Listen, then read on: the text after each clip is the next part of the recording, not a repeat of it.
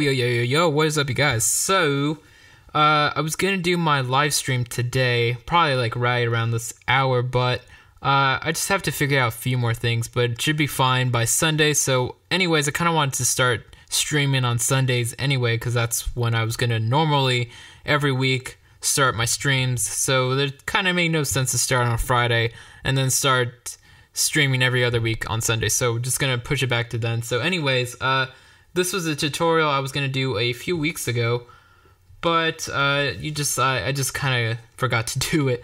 So it's just a slightly different kick drum process than I've shown you guys before. I've done a lot of videos on kicks, everything from distorted kicks to distorted kicks with 808s, to tuning kicks, to kick processing, to how to make kick samples, how to make hardstyle kicks, how to make tech house kicks. Like, I've done so many different videos on kicks, but I've never really kind of done a very simple processing chain to kind of like I'll turn off this rack and you'll hear the difference, and you might think, well, that's not a big difference, but you have to look at what's being done and how it's helping it. So this is the kicks right here. So it's just a bunch of kicks from my kick pack.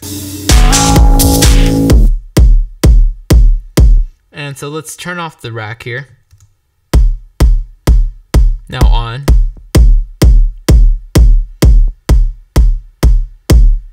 So it's a little bit tighter, it's a little bit louder, but that's a little bit intentional. But you can also not make it a little bit louder. I'll show you how. So for me, this is a really good rack of things that help kind of make your kicks a little bit tighter. So hence the name of the video, how to make your kicks slightly tighter, or tighter. One thing I learned in audio engineering school, I did go to school for that kind of stuff. That was like right after high school for me. And one thing that they told us when they were talking about EQ, especially on kick drums, and I guess they were kind of talking about live studio kick drums, like bass drums and stuff. But it kind of applies over to samples as well, or user-made samples or whatever. So the 1K range is kind of an irritating range that builds up in kicks, so you can cut it out a little bit. So I'm cutting it out by like -8 dB, which is kind of a lot, and you can see that the Q is kind of wide as well. So if we take that off,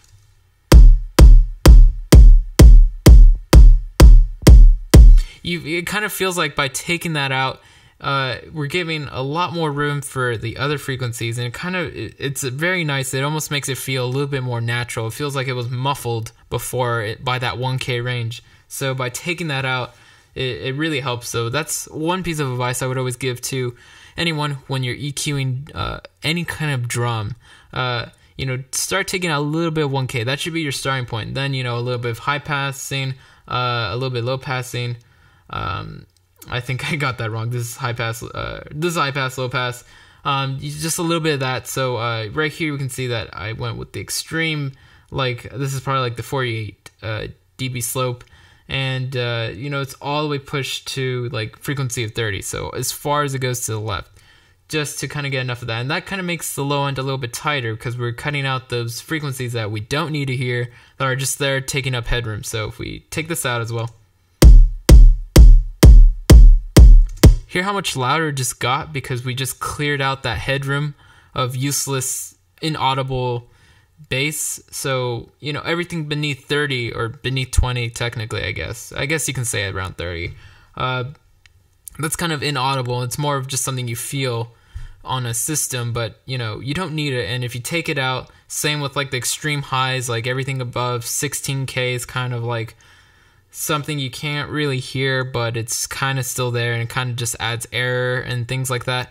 If you cut that out, you're saving some headroom. So, using EQ's smart in that way. You know where you're cutting out useless, inaudible frequencies that can't be heard to add more headroom, because those things do build up.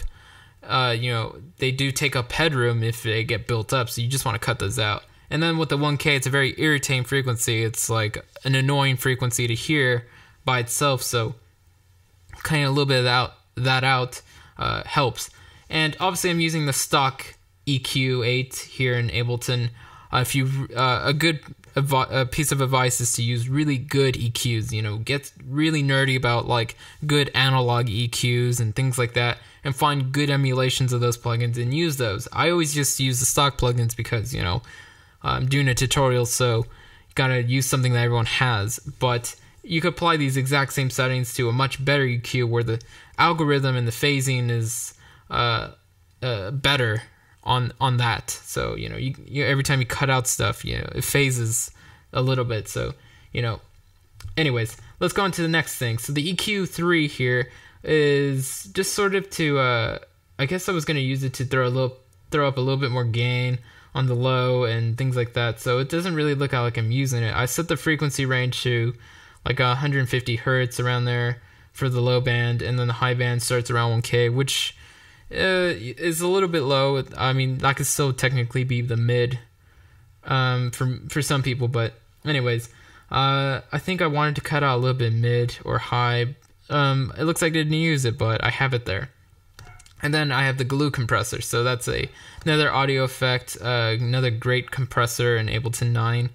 So the glue compressor, I just threw it on here, and my settings for this was, so I have this at the ratio of 1, the release is at, attack is at 1 millisecond, and the release is at automatic, so that way, if you don't know how to set your release on compressors, just throw it up to automatic in the meanwhile, just so that way it kind of follows the signal itself. And then the ratio now is at 4, so the threshold is actually kind of not too low. It's at -5 dB, almost -6 dB, and then the makeup gain is like at 5 dB, so that's why it's a little bit louder. So if I wanted to, I could probably put this around 2 dB, and that would probably be the same amplitude as when I A/B this rack on and off. So if which is an important thing to some people. Some people don't want to add volume with compressors. When you use compressors, you want to be very aware of why you're using it. Are you using it to make it louder? Are you using it to actually make the sound tighter? Are you using it for tone?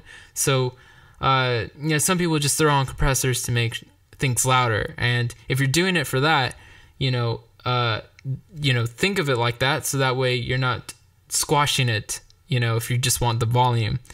And if you want to actually make it tighter, then you probably don't want to make it louder, so you want to approach it differently. So thinking about it before you do it will help you become better at doing it. So let's see, let's put it around there, and let's A/B it, and let's start from here, because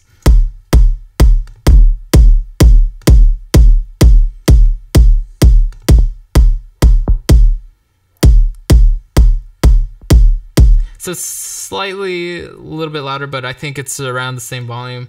I'm going to throw it back up to there because I've already sort of done gains structuring around this kick already where it was. But yeah, it's a lot louder. So, I kind of did compress it to make it a little bit tighter, but I also went off the setting that I think it was that, and I just kind of left it there because I started gain structure around it. So I threw the soft clip on, and the range, I didn't mess with that. And dry wet should always just be up at 100%. I believe with compressors, unless it's a multi-band compressor, just regular compressors, you shouldn't mess with the dry wet. It should always be at 100%, and you should learn how to use it like that. And then a little bit of saturation. So this is interesting because the saturation, I'll just A/B it so you can get a good idea of what it's doing.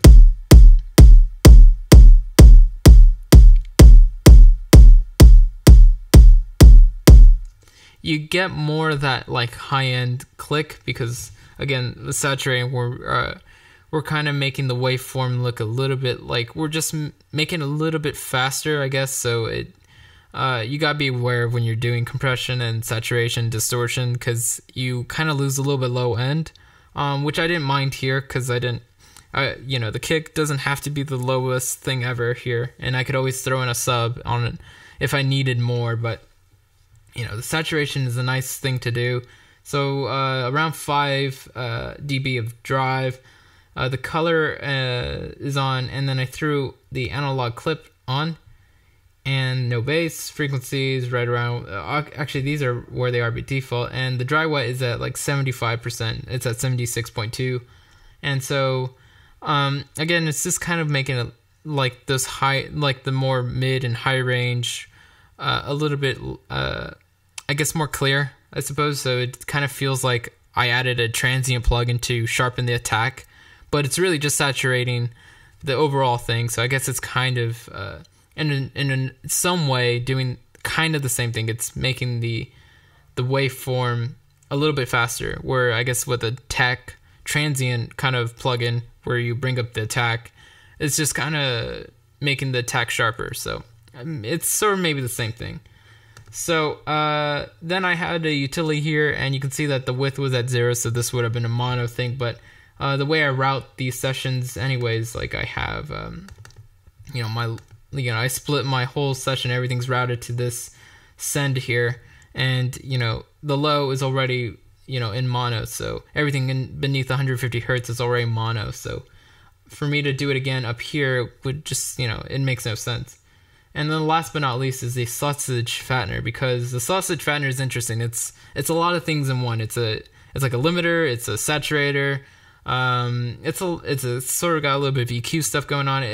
This plugin does a lot of things. So you can see I threw no fatness, no color. I just threw it on there to kind of use it as a limiter, and maybe later on use it to add a little bit more fatness. And so yeah, it's sort of, I'm just using it as a limiter. That's kind of my little secret there. So that's why it's at the end there. So it's just kind of capping it, so that way it's not too loud and it's not going to clip anything. And I kind of just like the way it sounds. Just throwing the plugin in by itself kind of makes the tone a little warmer, so I just went with that. So that's a little bit of my kick process for this. I do a different rack for each different kick group I do, just because each one needs different attention. So this is kind of what works for this kind of genre and these kind of kicks. So these kind of kicks, I think they're all mostly clean. So this is like a D clean for my kick pack, so it sounds like let me find it real quick. So it sounds like this, so you don't hear the processing. Actually, it's too quiet there, so let's bring it up here. That's what it sounds like. Very simple kick. And then the hard kick sounds like this. And I think I added a little bit of a fade to it. And then a bottle attack just to add more attack to the overall layers. So it sounds like this. This is number 2. So when you layer those together, it's a very clean thing. It's not meant to be like a distorted big room, like distorted mess. It's a very clean approach, so that way it sounds, you're leaving a lot of room for everything else to come in. So hopefully you guys like this. Follow me on Twitch and on Splice, so this Sunday you can follow along and collaborate with me online real time with other people. Hopefully a few of you come to join, and it'll be fun. I will have a lot of fun collaborating with you guys in real time over Twitch using Splice. So thanks guys for watching, and lates.